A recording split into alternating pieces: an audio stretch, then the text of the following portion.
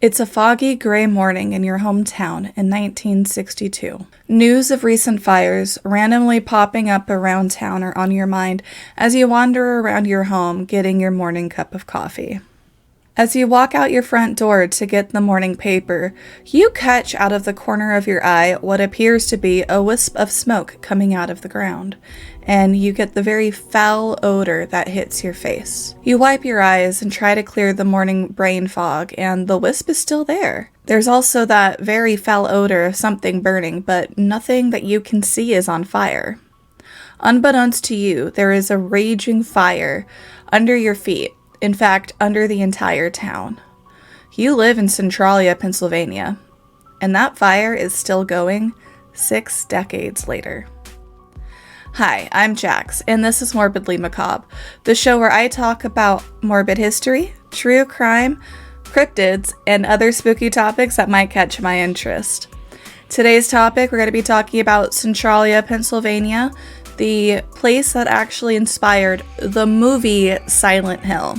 Now, there is some controversy on whether or not this actually inspired the video game of Silent Hill, but we will be talking about that at the end of the video. I stream over on Twitch 5 to 6 days a week at Jax Marie Gaming, and I'm over on TikTok at Just Jax Marie.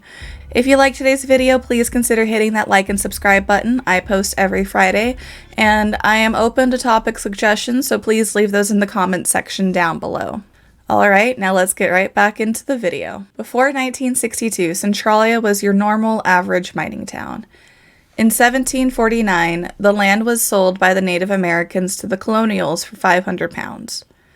In 1793, Robert Morris acquired the land, and in 1798, he went bankrupt and was sent to a debtor's prison. The land was put up for auction in 1830 and was purchased by Stephen Girard, who was a French sailor at the time, who had heard there was anthracite coal in the area. In 1832, a tavern was built in the area called the Bull's Head Tavern, which gave Centralia its original name of Bull's Head. In 1842, the land was purchased by the Locust Mountain Coal and Iron Company. Alexander Rea, a mining engineer, moved there with his family and began planning out the town. He named the town Centerville, which was later changed to Centralia, because Centerville was already a town in Pennsylvania at the time. Mining didn't officially begin until 1854, due to completion of the Mine Run Railroad.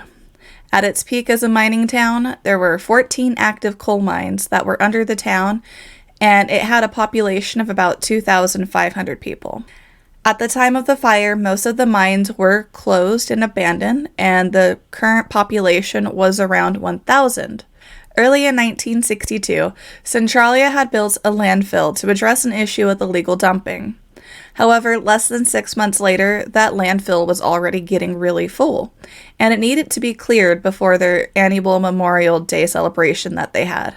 The town council decided to burn the landfill, and before they started the burn, they had lined it with non-flammable materials with the hope that it would contain the fire to the actual pit. The night of May 27, 1962, they started the fire. Once everything had been burned out, they watered everything down and tried to stamp out the flames as best they could and called it a day. 2 days later, residents reported that they saw flames, and then again on June 4th. The firefighters were confused as they had personally managed the controlled fire at the landfill, and the controlled burn was done as safely as possible, so they had to find the source of this fire. At the bottom of the trash pit was a 15-foot wide hole that was concealed by trash. This hole led into the coal mines below the surface. Before we talk about the extensiveness of the fire and the attempts to put it out, let's talk briefly about what anthracite coal is. Anthracite coal is known as black coal, and it's the highest ranking of the coals. It has the highest carbon content, the least amount of impurities, and the highest energy density. It is very difficult to ignite it, but once it's ignited, it requires a little attention to sustain a fire. Mine fires that are for anthracite coal tend to burn for years and are extremely difficult to put out. Around the time that the origin of the fire was discovered, residents began complaining of foul odors in their businesses and in their homes, and wisps of smoke were coming up from the ground around town. The mines that remained were deemed unsafe due to the level of carbon monoxide coming out of the mine fires, and those were then shut down. Thus began the attempt to put the fire out. They attempted to excavate the ground to expose the actual vein so they could douse it out from there. However, the amount of earth that needed to be moved to excavate was vastly underestimated, and the project ran out of funding. They also tried to flush the fire out using a combination of rocks and water. However, due to the temperatures at the time, the water froze, and it made things very difficult to actually proceed, and this attempt was also unsuccessful. Now, a main question that came up for me was why didn't they just flood the mines? But it looks like what could have happened is something called a steam explosion, which would have been devastating for the town, and there would have been many deaths from this. Residents during this time were living life as normal. The population was steady by the 1980s, with the fire still burning underground, but it was around this time that things were beginning to get really dangerous. Some people had already left due to the smell and the toxic fumes that were in their homes. But in 1979, John Coddington noticed steam rising near his gas station. His gas station had 4 large tanks underground that held 9,000 gallons of gas. In early December, he noticed steam in his basement and he contacted the authorities. Officials noticed the temperature of the gas was rising and ordered John to empty all of his tanks, close down his gas station, and fill those tanks up with water to reduce the potential of them going up in flames. In 1981, the building was then demolished. On Valentine's Day that year, in 1981, 12-year-old Todd Dombowski was walking outside and a sinkhole opened up under his feet. He managed to grab onto a tree root and scream, and his cousin came and got him out of the hole. He managed to grab a tree root about 6 feet in and screamed until his cousin Eric Wolfgang came and helped him out of the hole. The sinkhole was 150 feet deep. The temperatures in the hole was about 350 degrees Fahrenheit, 176.6 degrees Celsius. It was becoming much too dangerous for people to stay. And this sinkhole incident where a child almost lost his life was the wake-up call that the town really needed to know that this was still a very dangerous situation. Of course, as with all major decisions, things quickly became complicated. Some people wanted to get bought out by the government so they could move away. Some people wanted to stay because this was their home. Where else are they going to go? And some people thought this was a conspiracy by the government so they could take over the coal mines and make money. And with this divide, people began to fight. Town meetings ended in yelling and fistfights, tires got slashed, one firebomb got thrown, and people stopped talking to their friends and family members. In 1983, the government began the buyout, paying everyone who left the fair market share for their homes. After over 20 years and more than $7 million attempting to put out this fire, people were finally leaving. Once the buyout started, the government began demolishing the buildings as people left. But some people stayed behind. Legal battles began, and after 10 years of fighting in 1993, the government issued eminent domain.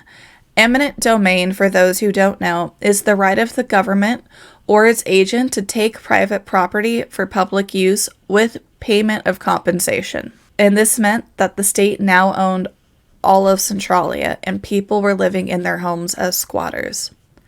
So if the government uses eminent domain for, like, my home, they would pay me, but my home is now their property for them to do with what they want. At this point, only 63 of the town's citizens remained, and they were officially squatters in their own homes.